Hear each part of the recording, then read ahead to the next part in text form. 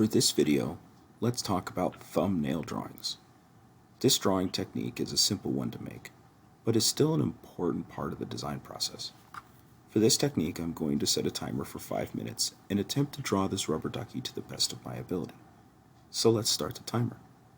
You may ask, why 5 minutes? Well, a thumbnail drawing is meant to help communicate an idea.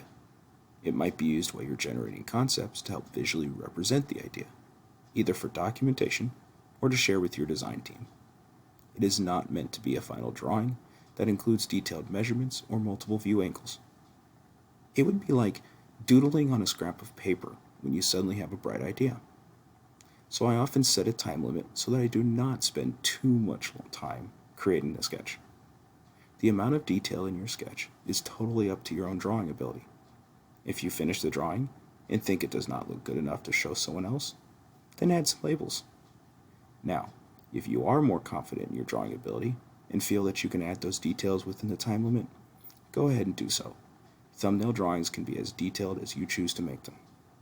Just remember that thumbnails are usually the first sketch of your idea, not the last. Use it to document your idea and to share with others. More detailed drawings can always come later. So, go grab some objects, some paper, and drawing tools, set a timer, and practice sketching some thumbnail drawings.